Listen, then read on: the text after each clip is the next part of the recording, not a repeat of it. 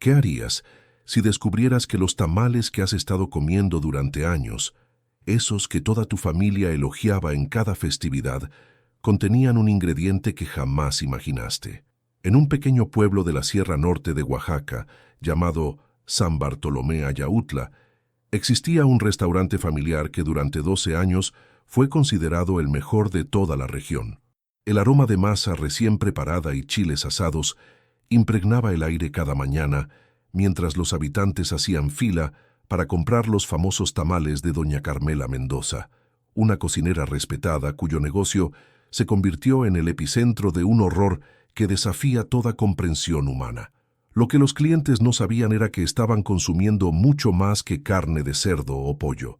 Estaban devorando la evidencia de crímenes que permanecerían ocultos durante más de una década. Esta es la historia real del restaurante de doña Carmela, una mujer que alimentó a todo un pueblo con la carne de viajeros desaparecidos durante 12 años. Una historia tan perturbadora que los archivos oficiales permanecieron sellados hasta hace muy poco tiempo. Antes de continuar, necesito pedirte algo. Si nunca habías escuchado esta historia, no estás solo. Los medios tradicionales jamás la cubrieron como debían. Yo investigo casos como este durante semanas antes de traértelos. Si este tipo de contenido es lo que buscas, suscríbete ahora mismo y déjame un comentario diciéndome desde qué ciudad estás viendo esto. Quiero saber hasta dónde llega esta satisfacción morbosa por conocer la verdad. Ahora sí, comencemos.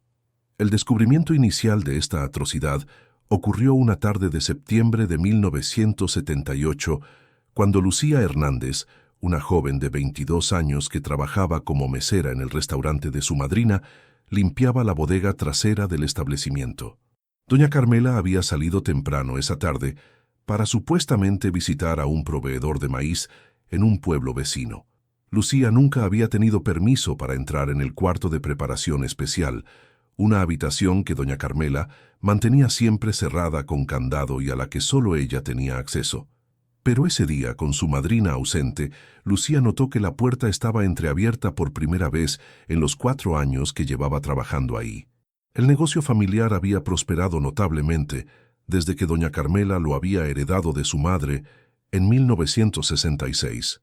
Sus tamales eran conocidos por su sabor distintivo, una mezcla de especias que nadie podía replicar y una textura de la carne que los clientes describían como incomparablemente suave.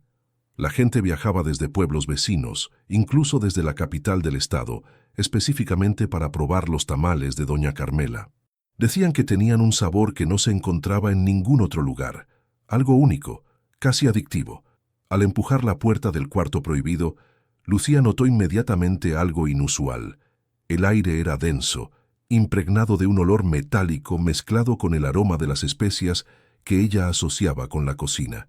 Pero había algo más, algo que su instinto reconocía como peligroso, aunque su mente consciente no pudiera identificarlo.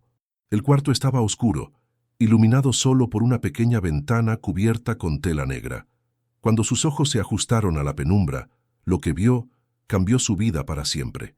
En el centro de la habitación había una mesa de madera maciza, manchada con lo que parecía ser sangre seca en diferentes tonalidades, algunas manchas frescas, otras antiguas. Colgando de ganchos en la pared había lo que inicialmente parecían ser cortes de carne, similares a los que había visto cientos de veces en carnicerías, pero estos eran diferentes. La forma, el tamaño, la distribución del músculo, y en una esquina, parcialmente cubierto por una manta ensangrentada, yacía lo que indudablemente era un cuerpo humano. Le faltaban las piernas y un brazo. El torso había sido abierto con precisión quirúrgica. El horror paralizó a Lucía.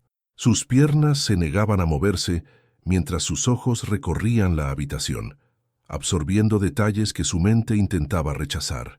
En un estante contra la pared, decenas de frascos de vidrio contenían lo que parecían ser órganos preservados en líquido turbio. Algunos estaban etiquetados con fechas y descripciones en la caligrafía elegante de doña Carmela. Viajero de Tuxtepec, marzo 1972. Muy tierno. Comerciante de Huautla, julio 1975. demasiado fibroso, mejor para tamales de rajas.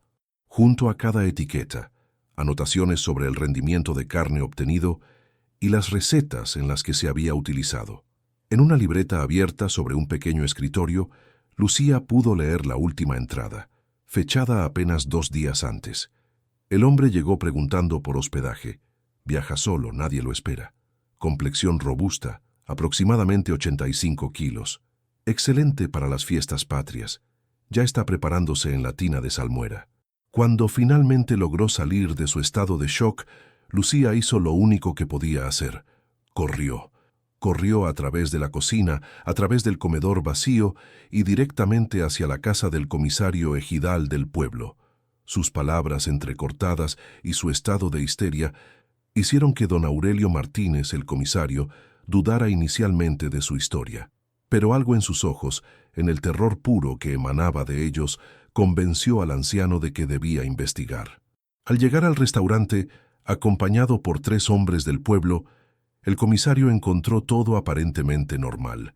El comedor estaba impecable como siempre, con las mesas cubiertas por manteles bordados y los jarrones de flores frescas que doña Carmela renovaba cada mañana. La cocina también parecía ordinaria, con sus ollas de barro y sus comales de hierro. Pero cuando Lucía los guió temblorosa hacia la puerta trasera, el comisario notó que el candado había sido reemplazado. Alguien había llegado antes que ellos. Según el informe que el comisario redactó esa misma noche y que permaneció en archivos municipales hasta 2017, los hombres tuvieron que forzar la entrada con un hacha. Lo que encontraron dentro coincidía exactamente con la descripción de Lucía, con una diferencia significativa. El cuerpo que ella había visto parcialmente procesado ya no estaba. En su lugar, solo quedaban manchas frescas de sangre en el piso de tierra y marcas de arrastre que conducían hacia una puerta trasera que daba al monte. La investigación inicial reveló que el hombre descrito en la libreta de doña Carmela había sido visto por última vez 3 días antes, preguntando direcciones en la plaza del pueblo. Varios testigos confirmaron que había entrado al restaurante de doña Carmela cerca del mediodía y que nadie lo había visto salir. Su camioneta, una Ford Pickup azul con placas de Veracruz, fue encontrada abandonada en un camino de terracería a 5 kilómetros del pueblo, cubierta de maleza como si llevara días ahí. Mientras los hombres del pueblo documentaban la escena, una multitud comenzó a formarse afuera del restaurante. Los rumores ya circulaban con la velocidad que solo es posible en comunidades pequeñas. ¿Por qué había policías en el restaurante de doña Carmela? ¿Dónde estaba la respetada cocinera? ¿Y por qué su ahijada había salido corriendo del lugar como si hubiera visto al diablo mismo? La respuesta a estas preguntas tendría que esperar. Doña Carmela Mendoza no regresó a su restaurante ese día ni al siguiente. De hecho, no fue hasta 2 semanas después que las autoridades estatales, finalmente involucradas en el caso, la localizaron escondida en una choza de pescadores cerca de la costa de Puerto Escondido. Cuando la encontraron, doña Carmela no opuso resistencia.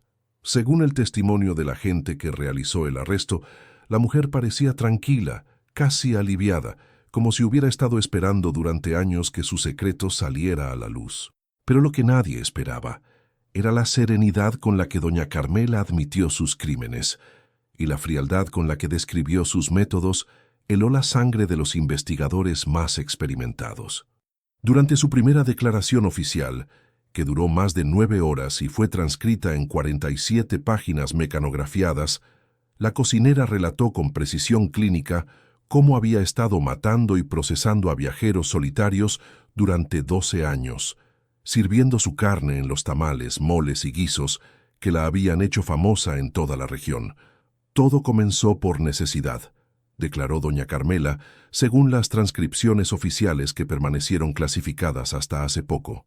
Mi esposo me abandonó en 1965 con 3 hijos que alimentar y un restaurante que apenas sobrevivía. Los proveedores de carne me robaban, me vendían producto de mala calidad a precios exorbitantes. Un día, un viajero se puso agresivo conmigo, intentó forzarme en la cocina después de que cerré. Me defendí con un cuchillo. Cuando me di cuenta, estaba muerto en el piso, desangrándose sobre los costales de maíz. Lo que siguió, según su confesión, fue una decisión que ella describió como práctica más que emocional. En lugar de reportar el incidente y enfrentar las consecuencias, en lugar de arriesgarse a perder a sus hijos y su negocio, doña Carmela utilizó los conocimientos que había adquirido de su padre, un carnicero del pueblo vecino, para procesar el cuerpo. La carne se preparó con las especias tradicionales de la familia y se sirvió en los tamales del día siguiente. Descubrí algo ese día, continuó en su declaración. La carne humana preparada correctamente tiene un sabor que la gente encuentra irresistible, aunque no sepa qué es. Mis tamales siempre habían sido buenos, pero después de ese día se volvieron extraordinarios. Los clientes regresaban una y otra vez preguntando qué había cambiado en mi receta. Yo solo sonreía y les decía que era el amor que le ponía a cada uno. Durante los siguientes 12 años, doña Carmela desarrolló un sistema metódico para seleccionar a sus víctimas.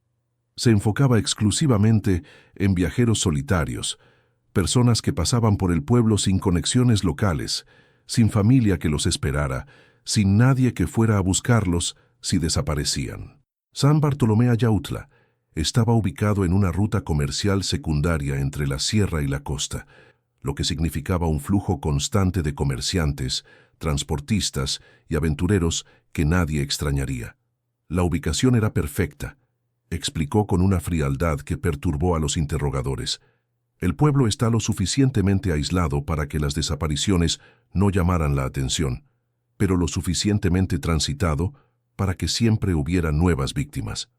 Aprendí a identificar a los candidatos ideales, hombres solos, sin anillos de matrimonio, con vehículos viejos que sugerían que no tenían familia esperándolos. Les ofrecía hospitalidad, una habitación en la parte trasera del restaurante, una cena caliente, quizás algo de mezcal. La mayoría bajaba la guardia fácilmente. Confiaban en una mujer mayor, una madre de familia. Ese era mi disfraz perfecto. Según los registros policiales, al menos 47 personas fueron asesinadas y procesadas en la cocina de doña Carmela durante esos 12 años.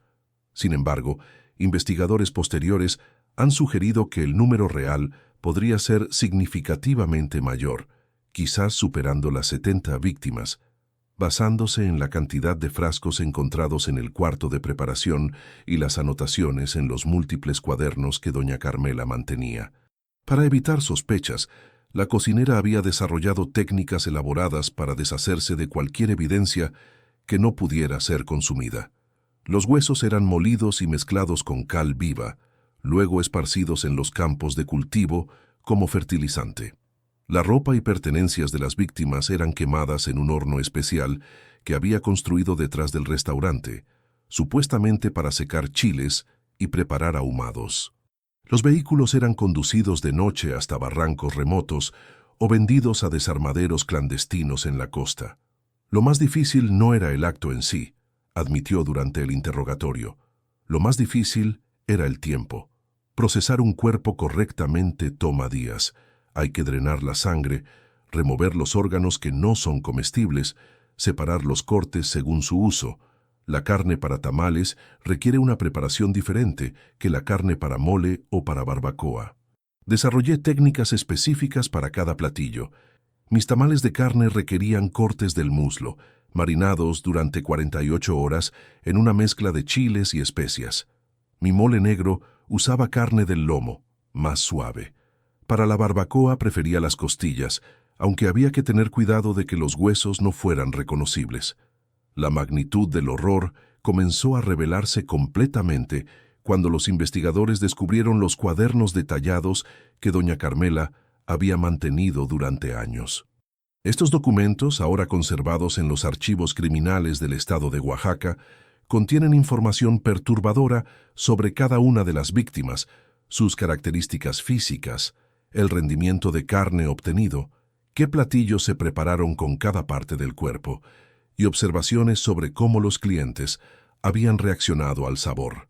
El comerciante de Tuxtepec tenía la carne más sabrosa, escribió en una entrada de julio de 1972, probablemente porque era joven y llevaba una vida activa. Sus piernas rindieron casi 8 kilos de carne limpia. Los tamales que preparé con él se agotaron en 2 horas. Doña Esperanza, mi mejor clienta, volvió 3 veces esa semana preguntando cuándo tendría más. Le dije que era una receta especial que solo podía hacer ocasionalmente. No mentía.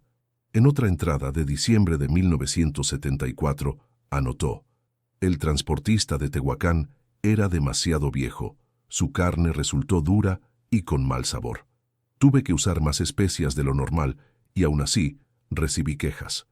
Algunos clientes dijeron que los tamales estaban raros ese día. Aprendí la lección. Después de eso, solo selecciono víctimas menores de 50 años. La calidad es notablemente mejor, pero quizás lo más perturbador no era el acto mismo del asesinato y canibalismo, sino la forma en que doña Carmela había integrado sus crímenes en la vida cotidiana del pueblo. Durante 12 años, había sido una figura respetada de la comunidad. Contribuía generosamente a las fiestas patronales. Donaba comida a las familias necesitadas. Sus 3 hijos habían crecido y formado sus propias familias, todos ellos trabajando en algún momento en el restaurante sin sospechar jamás la verdadera naturaleza del negocio familiar. El caso generó un revuelo sin precedentes en todo Oaxaca.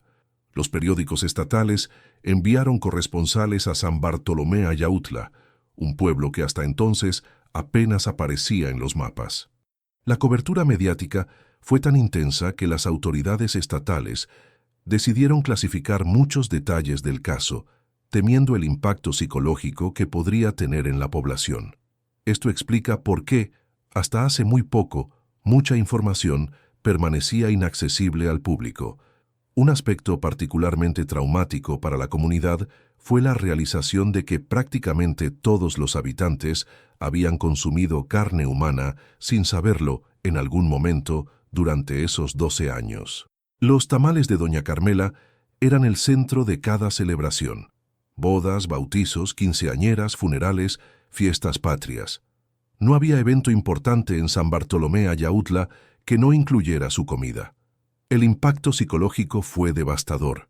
Según informes médicos de la época, hubo una oleada de trastornos psicosomáticos con personas que experimentaban náuseas, vómitos y pesadillas recurrentes al recordar las comidas que habían disfrutado durante años. Varios habitantes desarrollaron trastornos alimentarios severos, incapaces de consumir cualquier tipo de carne por el resto de sus vidas.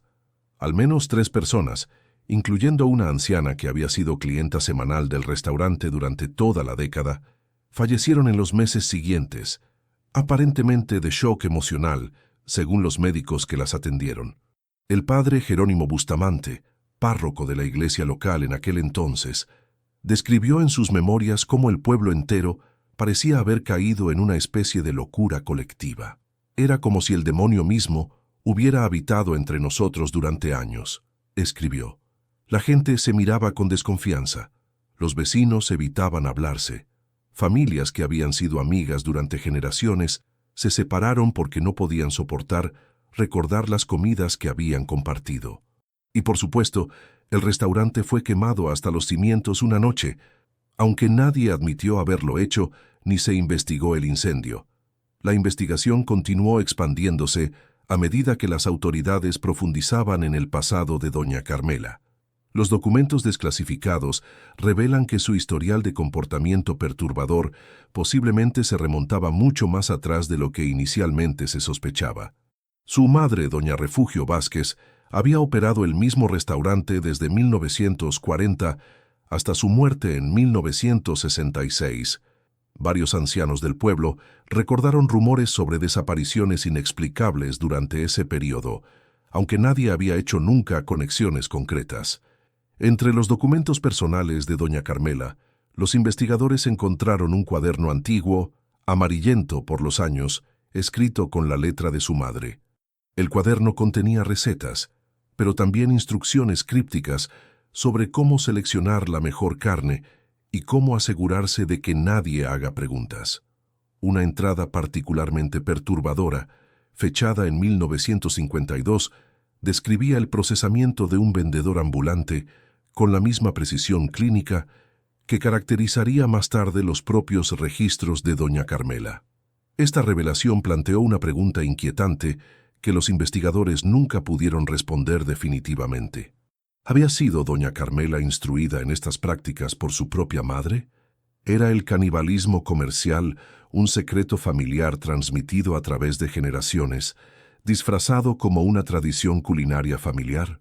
Los testimonios de los habitantes locales comenzaron a revelar patrones que habían pasado desapercibidos durante años. Esperanza Ruiz, una clienta habitual del restaurante, recordó una conversación que ahora la atormentaba. Una vez le pregunté a doña Carmela cuál era su secreto, por qué sus tamales sabían tan diferentes a todos los demás. Ella me miró con esos ojos oscuros que tenía y me dijo: «El secreto está en la carne, comadre.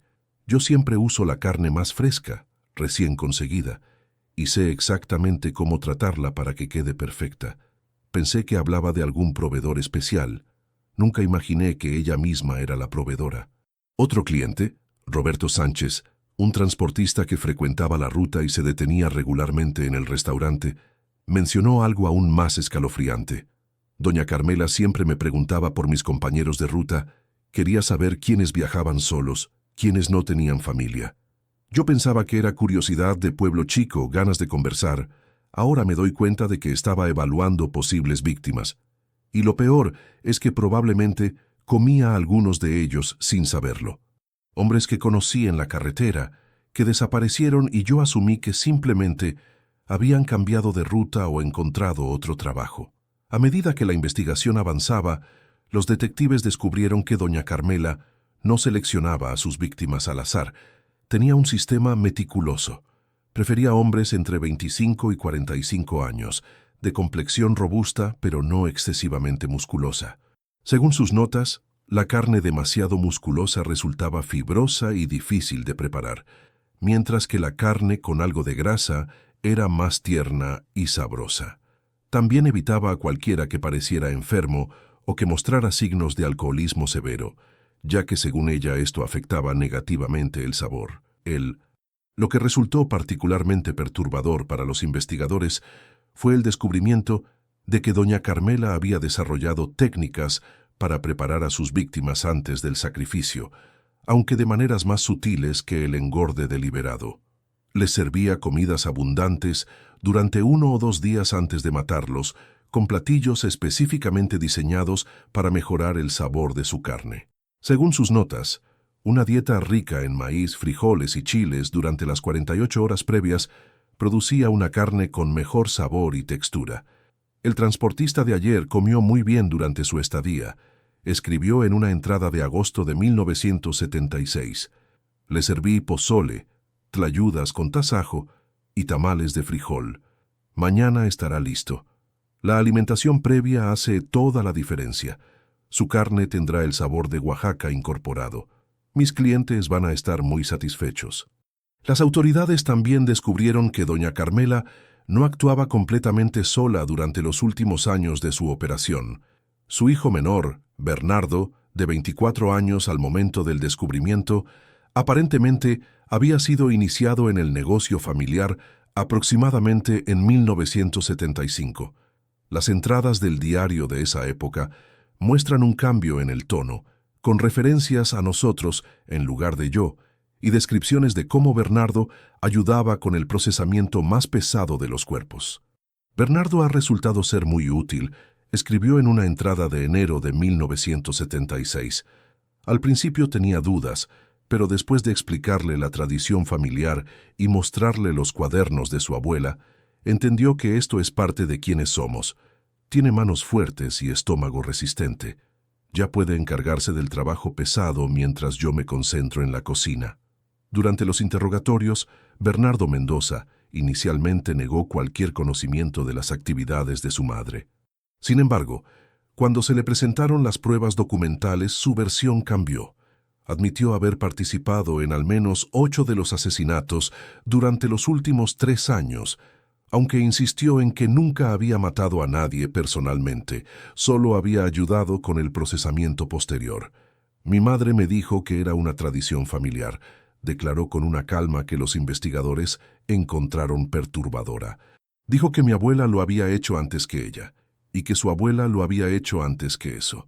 Dijo que era nuestra forma de sobrevivir, nuestra herencia. Yo solo quería ayudar a mi familia.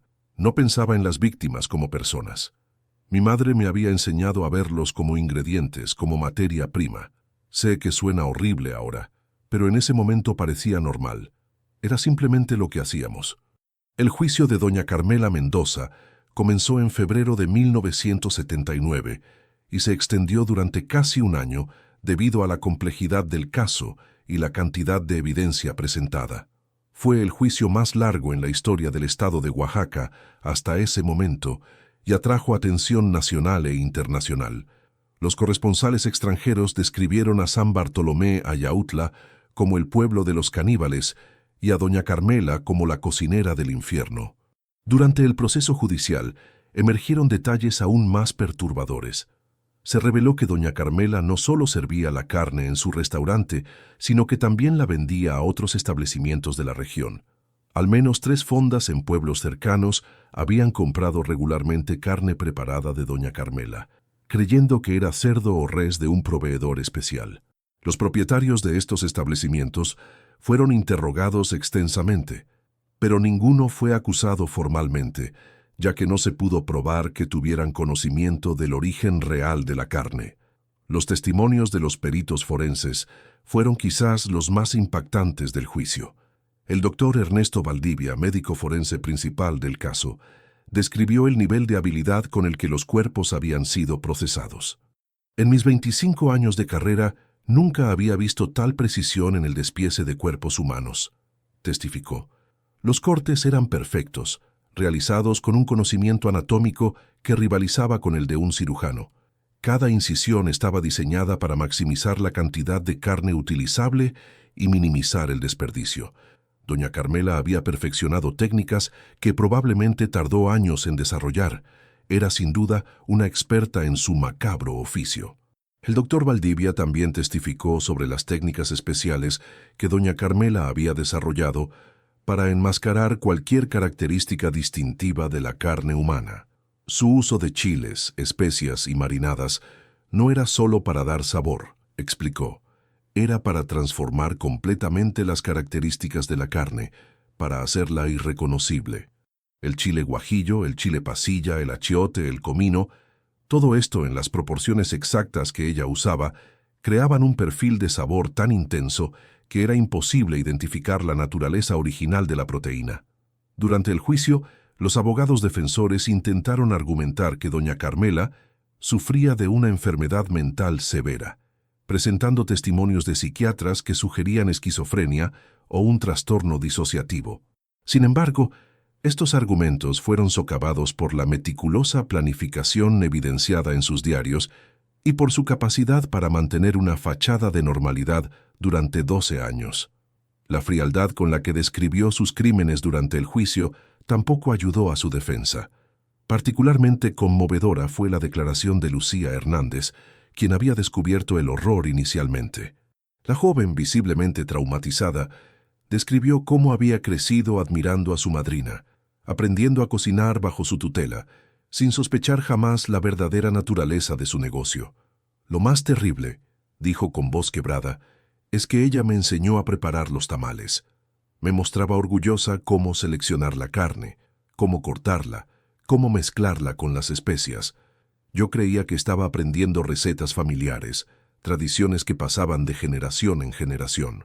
Y sí lo eran, pero no de la manera que yo imaginaba.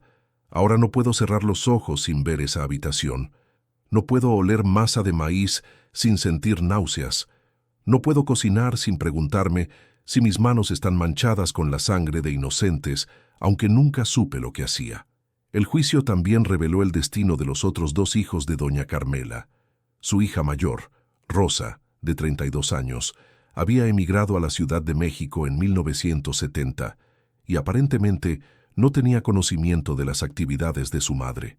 Fue interrogada extensamente, pero nunca fue acusada. Su hijo del medio, Aurelio, de 28 años, se había suicidado 3 días después del arresto de su madre, dejando una nota que simplemente decía: «Siempre supe, pero preferí no ver. No puedo vivir con eso. Este suicidio añadió otra capa de tragedia al caso y planteó preguntas sobre cuántos más en el pueblo podrían haber sospechado la verdad sin atreverse a enfrentarla. El juicio concluyó en diciembre de 1979 con un veredicto unánime de culpabilidad para doña Carmela Mendoza por 47 cargos de homicidio en primer grado. Fue sentenciada a la pena máxima permitida por la ley mexicana en ese momento, 40 años de prisión sin posibilidad de libertad condicional. Su hijo Bernardo recibió una sentencia de 25 años como cómplice. Para muchos, las sentencias parecían insuficientes dado el horror de los crímenes, pero representaban lo máximo que el sistema judicial podía imponer. Hubo protestas fuera del tribunal, con familiares de víctimas identificadas exigiendo la pena de muerte, que había sido abolida en México décadas antes. Lo que los reportes oficiales rara vez mencionan es lo que ocurrió con doña Carmela después de su encarcelamiento. Según testimonios de guardias y otras reclusas, la anciana nunca mostró arrepentimiento por sus acciones. Al contrario, parecía encontrar una especie de paz en la prisión, como si finalmente pudiera dejar de esconderse. Durante años, continuó escribiendo en cuadernos que las autoridades penitenciarias confiscaban regularmente. Estos escritos, que permanecen sellados en archivos judiciales, supuestamente contienen recetas detalladas y reflexiones filosóficas sobre lo que ella llamaba el arte de la transformación, convertir lo humano en alimento, lo individual en colectivo. Doña Carmela murió en la prisión de Tanivet en 1993, a la edad de 71 años, de causas naturales. Según el testimonio de la monja que la atendió en sus últimos días, sus palabras finales fueron: «Todos ellos viven todavía en cada persona que comió mi comida. Los convertí en parte de algo más grande. Eso no es un crimen, es un regalo». Bernardo Mendoza cumplió 18 años de su sentencia antes de ser liberado por buena conducta en 1997. Según reportes posteriores, cambió su nombre y se mudó al norte del país, donde supuestamente trabajó en la industria alimentaria durante varios años, antes de desaparecer completamente del registro público en 2005. Su paradero actual es desconocido. El caso de doña Carmela tuvo repercusiones duraderas en la región. San Bartolomé Ayautla, que antes era un próspero pueblo comercial conocido por su gastronomía, entró en un declive del que nunca se recuperó. El nombre del pueblo se convirtió en sinónimo de horror, y muchas familias emigraron para escapar del estigma. Para 1985, la población había disminuido a menos de la mitad de lo que era antes del descubrimiento. El terreno donde estuvo el restaurante permaneció baldío durante décadas, ya que nadie quería construir sobre él. Los locales decían que estaba maldito, que por las noches se escuchaban ruidos de ollas y el aroma de tamales emanaba del suelo. En 2001, la iglesia local finalmente construyó una pequeña capilla en el sitio, dedicada a las víctimas desconocidas de doña Carmela. Cada año, el 15 de septiembre, fecha cercana al descubrimiento, se realiza una misa en memoria de los desaparecidos. Los efectos psicológicos colectivos del caso fueron estudiados por antropólogos y psicólogos durante décadas. La doctora Mariana Espinosa, quien realizó una investigación exhaustiva en la región durante los años 90, documentó lo que llamó trauma culinario transgeneracional. Incluso personas nacidas después de 1978, escribió en su estudio publicado en 2002, muestran aversión inexplicable a los tamales y otros platillos tradicionales. Una fobia transmitida por padres y abuelos que vivieron el horror directamente. Un aspecto particularmente inquietante que emergió de los archivos desclasificados recientemente fue la evidencia de que doña Carmela podría haber tenido contacto con otros practicantes de canibalismo comercial en la región. Entre sus pertenencias se encontraron cartas intercambiadas con al menos 2 personas de otros pueblos, usando un código basado en términos culinarios que los investigadores tardaron meses en descifrar. Una de estas cartas, fechada en 1973, hacía referencia a un intercambio de técnicas y posiblemente de mercancía con alguien identificado solo como el carnicero de la sierra. Los intentos de identificar a esta persona fueron infructuosos. aunque algunos investigadores han especulado que podría tratarse de don Eliseo Ramírez, el carnicero caníbal de un pueblo cercano, cuyo caso saldría a la luz una década después. Si esta conexión existió, significaría que había una red de canibalismo comercial operando en la sierra oaxaqueña durante décadas, un pensamiento que resulta casi imposible de procesar. En 2010, un equipo de antropólogos forenses recibió permiso para realizar excavaciones en varios sitios identificados en los diarios de doña Carmela como lugares donde había desechado restos no comestibles. Lo que descubrieron añadió una nueva dimensión al horror. En una barranca a 3 kilómetros del pueblo, encontraron fragmentos óseos de al menos 23 individuos diferentes, muchos más de los que se podían correlacionar con las víctimas documentadas. Más perturbador aún, algunos de estos restos, según la datación por carbono, precedían el periodo de actividad conocido de doña Carmela por décadas. Esto respaldaba la teoría de que el canibalismo había sido una práctica multigeneracional en la familia Mendoza Vázquez, posiblemente extendiéndose hasta los años 30 o incluso antes. El doctor Ramón Gutiérrez, antropólogo forense que dirigió las excavaciones, describió los hallazgos como escalofriantes. No estamos hablando de una asesina serial individual, declaró a la prensa en 2012. Estamos hablando de lo que parece ser una tradición familiar de canibalismo que se extendió por al menos 3 generaciones y posiblemente más. Los patrones de corte en los huesos son consistentes a través de las décadas, sugiriendo técnicas transmitidas de madre a hija. Es como si hubieran desarrollado su propia cultura culinaria basada en carne humana. María Guadalupe Ortiz, la joven que había trabajado como mesera y descubierto el horror, nunca se recuperó completamente del trauma. Después del juicio, se mudó a Oaxaca capital, donde intentó reconstruir su vida bajo un nombre diferente. Sin embargo, según familiares que hablaron bajo condición de anonimato, sufría de pesadillas constantes, trastornos alimentarios severos y episodios de disociación durante los cuales revivía el momento del descubrimiento. En 1995, Lucía fue encontrada muerta en su departamento. La causa oficial fue sobredosis de medicamentos para dormir, aunque su familia siempre sostuvo que fue un suicidio. Dejó una carta que decía: «Cada vez que cierro los ojos, veo esa habitación. Cada vez que huelo comida cocinándose, siento náuseas. Cada vez que veo un tamal me pregunto de quién era. No puedo seguir viviendo con estos recuerdos. Perdónenme». El caso ha experimentado un renovado interés en años recientes, particularmente después de que documentalistas y escritores de True Crime comenzaron a explorar los archivos desclasificados. En 2018 se estrenó un documental que entrevistaba a sobrevivientes y familiares de víctimas, generando controversia por lo que algunos consideraron una explotación del sufrimiento de la comunidad. El documental reveló testimonios nunca antes escuchados, incluyendo el de una anciana que confesó haber sido consciente de los crímenes de doña Carmela durante años. «Yo lo sabía», admitió la mujer de 87 años ante las cámaras, su rostro oculto en sombras. «No todo, pero sabía que algo malo pasaba. Una vez entré a la cocina sin avisar y vi cosas que no debería haber visto. Doña Carmela me miró con esos ojos fríos que tenía y me dijo: «Comadre, usted no vio nada. Y si vio algo, recuerde que usted también ha comido de mi cocina. Todos estamos juntos en esto». Nunca hablé porque tenía miedo, y porque ella tenía razón. Yo había comido. Mi familia había comido. Denunciarla habría sido denunciarnos a todos. Esta confesión planteó preguntas perturbadoras sobre la complicidad comunitaria. Si esta anciana sabía, ¿cuántos otros también lo sabían y eligieron guardar silencio? ¿Hasta qué punto el pueblo entero fue cómplice pasivo de los crímenes de doña Carmela? Estas preguntas nunca tendrán respuestas definitivas.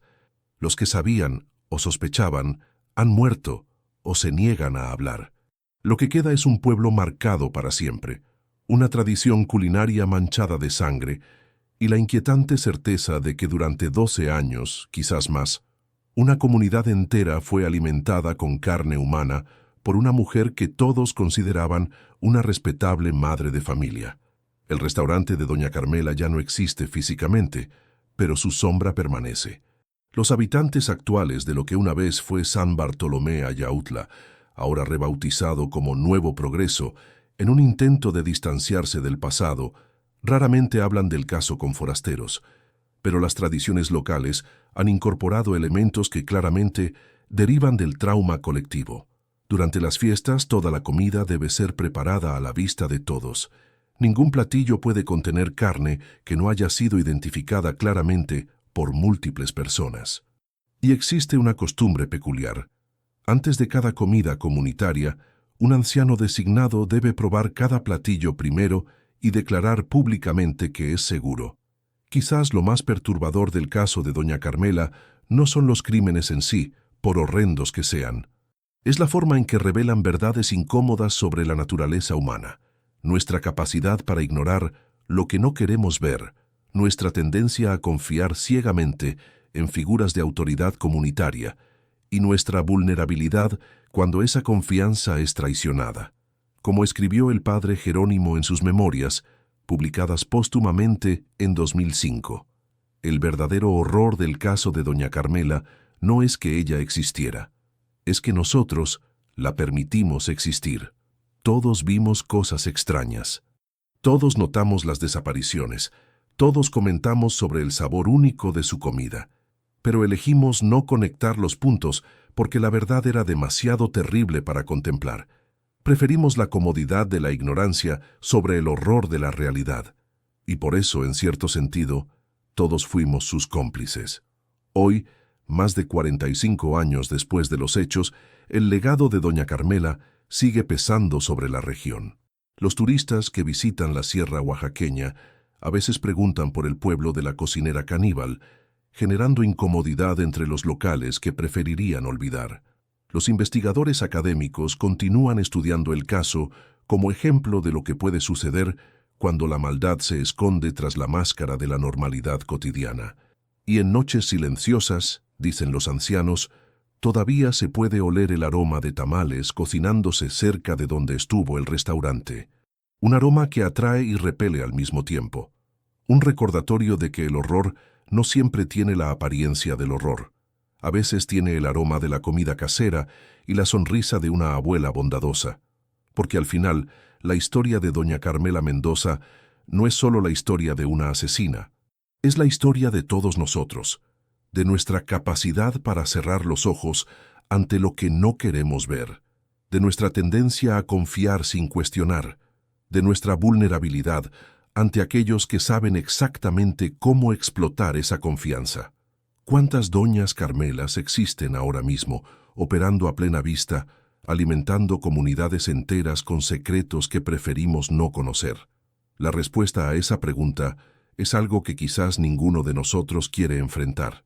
Esta historia me tomó 4 meses de investigación. Hablé con familiares de víctimas, con periodistas que cubrieron el caso original, con habitantes actuales del pueblo que accedieron a compartir sus memorias bajo condición de anonimato. Cambié algunos nombres para proteger a quienes todavía viven con las consecuencias de estos hechos, pero los hechos centrales son reales. El restaurante existió, los crímenes ocurrieron, y las preguntas que plantea siguen sin respuesta décadas después. Si esta historia te afectó, quiero saberlo. Déjame un comentario contándome qué parte te impactó más. Cuéntame si conoces casos similares en tu región. A veces las historias más perturbadoras son las que ocurren más cerca de nosotros. Y si crees que más gente debería conocer esta historia, comparte este video. Envíalo a alguien que necesite saber que la realidad a veces supera cualquier ficción. La próxima semana voy a contarte otra historia. Una sobre un hospital psiquiátrico en Puebla, donde los pacientes entraban pero nunca salían. Los doctores decían que habían sido dados de alta o que habían muerto de causas naturales. Pero las familias nunca recibían los cuerpos. Y años después, cuando el hospital finalmente cerró, lo que encontraron en el sótano desafió toda explicación. Suscríbete y activa las notificaciones para no perdértela. Hasta entonces, ten cuidado con lo que comes. Pregunta siempre de dónde viene tu comida. Y recuerda que a veces, el horror más grande no se esconde en la oscuridad. A veces está servido en tu plato, con el aroma de las especias tradicionales y la sonrisa de alguien en quien confías. La ciudad tiene hambre de verdad. Alimentémosla. Nos vemos la próxima semana. Cuídense mucho. Y nunca dejen de hacer preguntas, aunque las respuestas sean difíciles de digerir. Hay algo más que necesito compartir contigo antes de cerrar este capítulo. Algo que descubrí durante mi investigación y que me mantuvo despierto durante semanas. En 2015, un equipo de investigadores de la Universidad Autónoma de Oaxaca realizó un estudio sobre los efectos a largo plazo del caso de Doña Carmela en la región. Lo que encontraron fue perturbador en maneras que nadie anticipó. Según el estudio, los descendientes de las familias que consumieron regularmente la comida de Doña Carmela muestran tasas inusualmente altas de ciertos trastornos psicológicos, incluyendo ansiedad alimentaria, fobias específicas relacionadas con la carne y lo que los investigadores llamaron culpa heredada, un sentimiento persistente de responsabilidad por acciones que nunca cometieron. Más inquietante aún, varios participantes del estudio reportaron experiencias que desafían explicación racional, sueños recurrentes en los que caminan por lugares desconocidos que sienten extrañamente familiares, momentos de déjà vu intenso cuando visitan ciertas áreas de la sierra.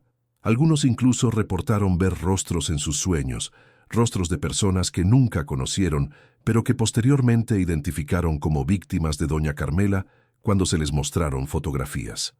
La doctora Elena Fuentes, psiquiatra que participó en el estudio, propuso una teoría controvertida. Es posible que el trauma de consumir carne humana, aunque sea de manera inconsciente, deje una marca que trasciende la experiencia individual, escribió en sus conclusiones. Estamos viendo lo que parece ser una forma de memoria colectiva traumática que se transmite a través de generaciones, no genéticamente, sino culturalmente y quizás de otras maneras que aún no comprendemos completamente. Esta teoría ganó credibilidad inesperada cuando se descubrió que Doña Carmela había escrito extensamente sobre lo que ella llamaba la comunión de la carne en sus diarios de prisión. Según sus escritos, ella creía firmemente que al consumir a otra persona, uno absorbía parte de su esencia, sus memorias, sus experiencias. Era, en su mente retorcida, una forma de inmortalidad. Todos los que comieron de mi cocina, escribió en una entrada de 1985, ahora llevan dentro de sí fragmentos de docenas de almas. Mis víctimas no murieron realmente, se dispersaron, se multiplicaron, se convirtieron en parte de una comunidad entera. En cierto sentido les di la vida eterna. Los convertí en algo más grande que individuos aislados. Los hice parte de un todo. Estas palabras, escritas con la caligrafía elegante que la caracterizaba, revelan una mente que había construido una filosofía completa para justificar sus atrocidades. Para Doña Carmela, no era asesinato, era transformación, no era canibalismo, era comunión. Los psiquiatras que estudiaron sus escritos posteriores al encarcelamiento notaron algo inquietante. A diferencia de muchos asesinos seriales que eventualmente muestran algún grado de remordimiento o al menos reconocimiento de que sus acciones fueron incorrectas, Doña Carmela nunca vaciló en su convicción de que había hecho algo bueno, incluso sagrado. En una de sus últimas entradas, escrita apenas semanas antes de su muerte en 1993, reflexionó: «La gente me llama monstruo, pero yo solo seguí la tradición más antigua de la humanidad. Desde que existimos, nos hemos consumido unos a otros de una forma u otra. El fuerte se come al débil, el rico se alimenta del pobre. Yo simplemente eliminé las metáforas y fui honesta sobre lo que todos hacemos. Mi único crimen fue la literalidad». Estas palabras han sido analizadas por criminólogos y filósofos por igual. Algunos ven en ellas los delirios de una mente enferma. Otros argumentan que revelan una verdad incómoda sobre la naturaleza de las sociedades humanas, sobre cómo normalizamos formas de explotación que, vistas desde cierta perspectiva, no son tan diferentes de lo que hizo Doña Carmela. El debate continúa hasta hoy. ¿Era Doña Carmela simplemente una psicópata? ¿O era el producto extremo de una cultura que ya contiene las semillas de la deshumanización. En 2019, un periodista de investigación descubrió documentos que sugerían que las autoridades estatales habían tenido conocimiento de irregularidades en San Bartolomé Ayautla años antes del descubrimiento oficial. Al menos 3 denuncias anónimas sobre desapariciones relacionadas con el restaurante habían sido archivadas sin investigación entre 1972 y 1976. Cuando se le preguntó al entonces jefe de policía del distrito, ya retirado, sobre estas denuncias ignoradas, su respuesta fue reveladora. Doña Carmela era una figura respetada. Contribuía a las campañas políticas. Alimentaba a los oficiales que pasaban por el pueblo sin cobrarles. Nadie quería investigar a alguien así, basándose en rumores anónimos. Además, las víctimas eran viajeros, gente de fuera. No eran nuestra gente. Esta admisión de que las víctimas fueron ignoradas porque eran forasteros, personas sin conexiones locales, revela una verdad incómoda sobre cómo funcionan muchas comunidades. Doña Carmela no solo explotó la vulnerabilidad de sus víctimas, explotó la indiferencia de un sistema que no consideraba valiosas las vidas de quienes no pertenecían. Los investigadores que han estudiado el caso en profundidad señalan que doña Carmela eligió deliberadamente víctimas que el sistema ya había decidido que no importaban. Viajeros solitarios, comerciantes itinerantes, personas sin raíces. En cierto sentido, el sistema la ayudó a ocultar sus crímenes simplemente al no considerar dignas de investigación las desapariciones de estas personas. Esta es quizás la lección más perturbadora del caso. Doña Carmela no operó en un vacío. Operó en un sistema que facilitó sus crímenes a través de la indiferencia sistemática hacia ciertas vidas humanas. Y ese sistema, argumentan los críticos, sigue existiendo hoy. ¿Cuántas personas desaparecen actualmente en México sin que nadie las busque? ¿Cuántos viajeros solitarios, migrantes, personas marginadas, simplemente se desvanecen sin que el sistema se moleste en investigar? Las estadísticas son aterradoras. Según datos oficiales, más de 100,000 personas están registradas como desaparecidas en México, y muchos expertos creen que el número real es mucho mayor. La mayoría de estos casos nunca se resuelven. Muchas víctimas nunca son buscadas con verdadera dedicación porque, como los viajeros que terminaron en la cocina de doña Carmela, no son considerados suficientemente importantes. El caso de doña Carmela Mendoza nos obliga a enfrentar preguntas incómodas, no solo sobre ella, sino sobre nosotros mismos, sobre nuestra capacidad para ignorar el sufrimiento de quienes consideramos diferentes o menos importantes, sobre nuestra tendencia a confiar ciegamente en figuras de autoridad, sobre nuestra preferencia por la comodidad de la ignorancia sobre la incomodidad de la verdad. En 2022, durante la renovación de la capilla construida en el sitio del antiguo restaurante, los trabajadores descubrieron algo inesperado. Debajo del piso de concreto, escondido en una cavidad que nadie sabía que existía, encontraron una caja de metal sellada. Dentro había varios cuadernos escritos con la letra de doña Carmela, aparentemente escondidos antes de su arresto. Estos cuadernos, que actualmente están siendo analizados por historiadores y criminólogos, contienen información que nunca apareció en los registros oficiales, nombres de víctimas no documentadas anteriormente, descripciones de técnicas de procesamiento aún más elaboradas, y más perturbador, referencias a otras personas identificadas solo con iniciales, que aparentemente participaban en lo que doña Carmela llamaba la hermandad de la tradición. Si estas referencias son precisas, significaría que doña Carmela no era una anomalía aislada, sino parte de algo más grande, una red de practicantes de canibalismo comercial que operaba en la región durante décadas, quizás generaciones. Las investigaciones continúan, pero hasta ahora han sido inconclusas. Muchos de los posibles cómplices mencionados en los cuadernos murieron hace años, otros nunca han sido identificados positivamente, y algunos, inquietantemente, podrían seguir vivos, operando en las sombras tal como lo hizo doña Carmela durante tantos años. Esta posibilidad, que hay herederos de la tradición de doña Carmela todavía activos en algún lugar, es algo que los investigadores toman muy en serio. Los patrones de desapariciones en ciertas áreas de la Sierra Oaxaqueña muestran similitudes con los patrones documentados durante los años de actividad de doña Carmela. No hay pruebas concretas de nada, pero las coincidencias son suficientes para mantener las investigaciones abiertas. Antes de terminar, quiero compartir una última reflexión que me dejó uno de los sobrevivientes que entrevisté durante mi investigación. Era un hombre de 70 años que había sido cliente regular del restaurante durante su juventud. Me pidió que no usara su nombre real. Durante años me pregunté por qué los tamales de doña Carmela sabían tan diferentes. Me dijo con voz temblorosa. Había algo en ellos que no podía identificar, pero que encontraba irresistible. Ahora sé qué era. Y lo que más me perturba no es el horror de lo que comí, es el recuerdo de cuánto lo disfruté.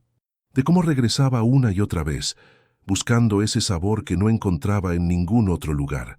¿Qué dice eso de mí? ¿Qué dice eso de todos nosotros? No tengo respuesta para su pregunta. Quizás no existe una respuesta. Quizás el verdadero horror del caso de doña Carmela no está en sus crímenes, sino en lo que revelan sobre la naturaleza humana, sobre nuestra capacidad para consumir lo monstruoso y encontrar lo delicioso, sobre nuestra habilidad para ignorar verdades que preferimos no enfrentar. Doña Carmela está muerta. Su restaurante es cenizas. Sus víctimas descansan en fosas sin nombre, pero las preguntas que su caso plantea siguen vivas, tan perturbadoras hoy como lo fueron hace más de 4 décadas. ¿Qué estamos dispuestos a no ver para mantener nuestra comodidad? ¿A quiénes consideramos suficientemente importantes para buscar cuando desaparecen? ¿Y qué secretos podrían estar escondiéndose ahora mismo, a plena vista, en los lugares donde menos esperamos encontrarlos? La historia de doña Carmela nos recuerda que el horror no siempre tiene la apariencia del horror. A veces huele a comida casera, a veces tiene la sonrisa de una abuela bondadosa. A veces está servido en un plato, esperando a que lo consumamos sin hacer preguntas. Gracias por llegar hasta aquí. Gracias por escuchar a las víctimas que ya no pueden hablar por sí mismas. Gracias por hacer las preguntas difíciles. La próxima semana, más verdades incómodas. Hasta entonces, cuídense y recuerden, la verdad, aunque duela, siempre es mejor que la ignorancia, especialmente cuando la ignorancia tiene un precio que otros pagan por nosotros.